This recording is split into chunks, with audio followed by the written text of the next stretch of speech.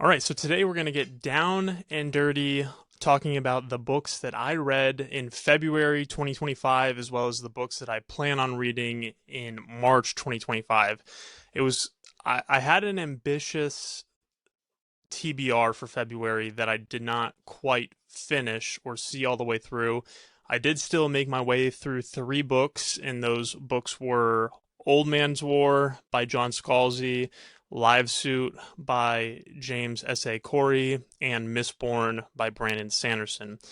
Um, if you are watching this video just to see what my March TBR is, you can go ahead and skip. I will provide what time that starts on the screen, but I will give my short, just quick, spoiler-free synopsis and review for the three books. I've talked about Mistborn and Old Man's War and Livesuit in other videos, but just to briefly contextualize, so I am an independent author. I wrote these four books that I'll display on the screen, but essentially, as an indie author, I have this kind of quirk about me where I do not typically read books that are categorized in the same genre of what I'm writing. For instance, if I'm writing a fantasy book, then I try not to read fantasy books. If I'm writing a science fiction book, then I try to stay away from science fiction books and I'll just read other genres. So, because of that, I'm currently working on the final book in my werewolf and vampire fantasy, which is a trilogy. And so, because that's fantasy, a lot of my books that I'm currently reading are heavy on science fiction. That'll change in the future as after I finish this third book in my trilogy, once it's done being written and I move into the editing phase, I will probably start reading a lot of the fantasy that I've missed out on. Now, there's a couple exceptions with that. You can probably see Mistborn is something I read in February, and that is a fantasy book that's in the fantasy genre. And how I kind of justify this in my mind is I listened to Mistborn on audiobook. So it's not like I was psychoanalyzing Brandon Sanderson's syntax or his prose. It was just something that I listened to while I went on runs with the dogs or was driving. So my quick, short, spoiler-free synopsis for all three of these books I read in February. We'll start off with Old Man's War. It was a science fiction that I really enjoyed. I have been struggling to find a science fiction book that I have fallen in love with ever since reading through Pierce Brown's Red Rising saga. This doesn't Old Man's War by John Scalzi doesn't necessarily scratch that itch, but that is because Red Rising is something that brought me joy because of the characters. It's a very character-specific plot where you fall in love with the characters and their point of view, and uh, they're so unique in Red Rising that it's hard to find another story that integrates those same character tropes and personalities. Now, even though Old Man's War didn't rise to the level of Red Rising for me, I still enjoyed it a lot. There's still a lot about it that I loved. The plot was good, all things considered, but it's not necessarily a plot-driven book. It is more of a concept-driven book where the concept of the whole entire narrative is so unique to itself that you've probably never read anything like this, which is to say that it's a book about, instead of recruiting 18-year-olds to go to war, there is this intergalactic war that breaks out, and instead of going to the youth of Earth to recruit them, the military complex known as the Colonial Defense Forces actually recruits 75-year-olds and basically takes their conscience and puts their conscience into a 20-year-old's body so that they bring with them all of their wisdom and experience that they gained while on Earth.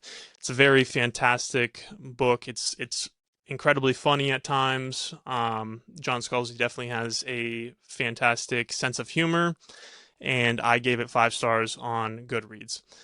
Moving on, we have the short story Livesuit that I read in the month of February, which is very similar to John Scalzi's Old Man War. It is a novella. You can probably sit down and finish it, start and finish it within a day. And it's essentially the story of someone who is volunteers to join the intergalactic military force that takes place in this universe. They're unlike Old Man's War. They're not 75 years old. They're, a strapping young buck, probably in their mid to late 20s at the time they sign up. And it kind of takes its own twist on like Navy SEALs and Navy SEAL Team 6, where the Livesuit soldiers are these essentially super soldiers, and they receive their name because they wear what is called a live suit, which is almost this. It's not an exoskeleton. It's almost like this tight fitting, conforming biosuit that is made of nanotechnology and can bolster their athletic and intellectual abilities on the battlefield, to the point where if you receive some sort of wound while you're fighting, your live suit will administer drugs, morphine, painkillers to suppress the pain that you're feeling in the moment, while also simultaneously, doing whatever medical process is needed to heal you of that wound, whether that's compressing it so that your blood can clot, and going to work to heal lacerations, or if you lose a limb, the live suit can fill in the space where your limb was with its own prosthetic, so that these soldiers can be the ultimate killing force. That is a book that I thoroughly enjoyed, and it's the first thing I've ever read by James Corey, and I definitely plan on checking out The Expanse as well as Mercy of the Gods in the future. Something I also gave Livesuit a 5-star on Goodreads. And then last but not least, we have Mistborn by Brandon Sanderson. This is my first ever book that I have read by Brandon Sanderson, and I totally understand the hype now surrounding it and why people, why Brandon Sanderson has this cult-like following. It's written really well. It's hard to believe that this is one of his first ever books that he published. I know Elantris was his first book, but Mistborn was released in the early years of his publishing career, and it's great. I mean, it's a fantasy book, but it is a heist narrative. So if you're someone who enjoys watching movies about heists taking place where a group of thieves is trying to plan out some elaborate scheme to, steal from the rich and give back to the poor. It's one of those kinds of stories, but it has so many more moving parts than that.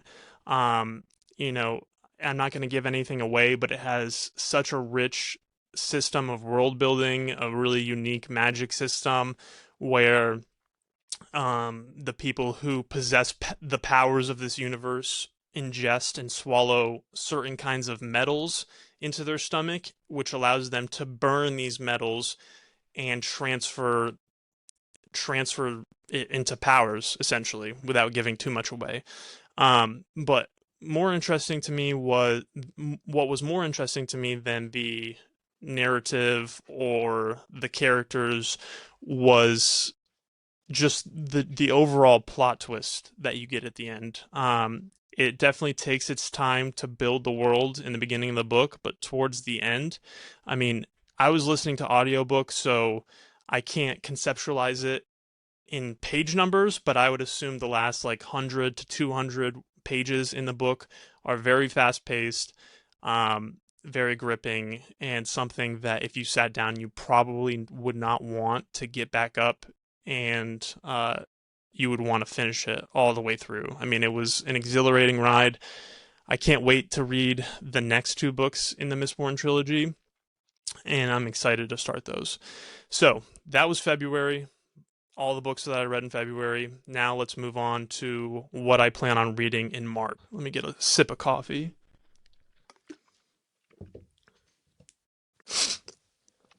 So for the month of March, I plan on, I guess I'll start off with the first ever book that I have read by Sarah J. Maas, which is Crescent City trilogy. The first book in that trilogy, which is House of Earth and Blood. I have been reading this book. I started it in February. My girlfriend and I, now that we live together, she's my fiance, sorry. I'm still trying to break the habit of calling her my girlfriend, because we dated for a couple years and I called her my girlfriend all the time, and now that I've proposed to her, I'm still getting used to calling her fiance. My fiance and I started our own book club, which, you know, I wanted the ability to have someone that I could read the same book with and discuss the plot and their thoughts on it, and what they think. The I enjoy trying to guess what the ending of books and plots are, and so I wanted someone that I could kind of do that with. And now that we live together, um, we kind of took what we both enjoyed reading and met in the middle so that we could read the same book at the same time. So I enjoy reading, fantasy and science fiction, while my fiance enjoys reading, uh, she enjoys a lot of Colleen Hoover's books, books like Verity that are thrillers, but also books like It Ends With Us that are romance heavy. And so I thought, because she likes thrillers and mysteries and romance, and I like fantasy, we could meet in the middle and do romantasy, and which is what it's kind of Sarah J. Maas's cream of the crop with ACOTAR and Throne of Glass and Crescent City. So we picked up Crescent City, and I plan on finishing Crescent City in the month of March. I have really been enjoying this book so far. It's kind of unlike anything I've ever read, and partly because, like I said, this is my first ever Sarah J. Maas book, but it's also my first ever romantasy book that I've read, and I've really, really been enjoying it. It is more of a mystery, a whodunit narrative, where the book starts off with several killings, and the main character and her love interest are trying to get down to the center of who is responsible for committing these murders. And it just keeps you on the edge of your seat every time you think you know who is responsible for these murders. Another murder happens and throws everything you thought you knew out the window. So that is the first book I plan on finishing in the month of March. The second book I plan on reading is actually written by a fellow indie author, and I plan on having her on my podcast. I launched my podcast, The Starving Artist, recently, which is a space where I try to read and digest works of art from indie authors, indie artists, comic book writers, musicians, people who are not associated with a major publishing house or record label. And I enjoy having them on to discuss their works of art, what their creative processes are, and all of that. And so this is actually the second book I plan on reading is written by a fellow indie author who she goes by the pen name A.A. Powers. And so I'm going to refer to her as A.A. Powers on this channel. I've got the Goodreads synopsis pulled up so that I can kind of discuss what this book is about. Essentially, the blurb that is associated with this states, When light fades and shadows play, the Realm Eater comes to take you away. Frankie Hart thought she was as human as they come until her brother vanishes and she unravels a truth that shatters her world.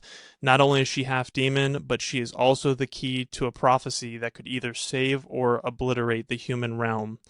And so it is another romantasy, to spare you the suspense. So I guess I'm just diving into this world of romantasy all at once, but it is also a romantasy that kind of fits into the mystery genre, where the main character is trying to navigate what is happening while also facing larger than life supernatural dark prophecies and schemes that are put on by the powers that be, for lack of better words. So I plan on reading that in the month of March. I'm excited about that. And I'm excited to have AA Powers on the podcast to discuss the book, creative process, and just writing in general. As far as the third book that I plan on reading, I'm currently listening to Howling Dark by Christopher Racchiao on Audible, and I am about a fourth of the way through. I read his first book in the Sun Eater series in January. I swore to myself that I wasn't going to continue this series because I did not enjoy the pacing or plot of the first book, which is called Empire of Silence.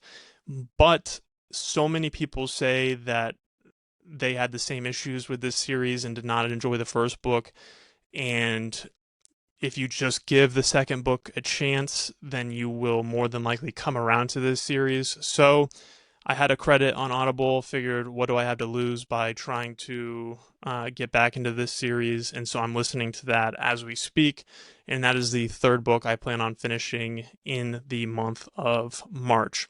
As for number 4, what I plan on reading and finishing in the month of March is the science fiction classic, which I don't know how I've never read it. I've owned a copy of it for years and just never got around to reading it, and that is Hyperion by Dan Simmons. There's not much that I can say about this book that hasn't already been said. It's considered a classic in the genre of science fiction, up there with most of Isaac Asimov's Foundation series and iRobot. And you can just go through the reviews of this book on Goodreads to tell that it's something that people love and will highly recommend. And I am currently editing a science fiction novel that I plan on publishing this year. And so I kind of just wanted to read a little bit more of the genre while doing that editing, and I can think of no greater book or more prominent book to read in the month of March than Hyperion by Dan Simmons. So that is book number 4. No, was that 4 or 3? I can't even remember now. I said Crescent City, Devious Descent, and Howling Dark. Yeah, that was 4. Sorry, my brain is so squirrely. And then last but not least, I plan on finishing for my 5th book in the month of March, a science fiction book called Paradise 1. This is a book that I started a year ago. It's a science fiction book that works in a really interesting take on zombies, where, the zombies of this world are actually individuals who have been infected by this either biochemical or artificial intelligence spawned virus. And they turn into these zombies. And I read halfway through it, and it's not that I didn't finish it a year ago because I didn't like it. I actually liked it a lot. I didn't finish it because I accidentally left it at my parents' house, and then I never remembered anytime I visited for the holidays or whatever. I kept forgetting to grab it. And so I'm actually on spring break from law school right now, and I grabbed it, put it in my bag, and I'm bringing it back to my apartment, where I will finally be able to finish this book. And hopefully I will be able to remember everything that happened in the first half. But it is, I from what I had read so far, is a very interesting plot. I like the characters, and the author has recently, in January 2025, released the sequel to this story. So I can't think of a better time to be able to finish it, and then possibly next month in April, I'll be able to pick up the sequel and start reading that.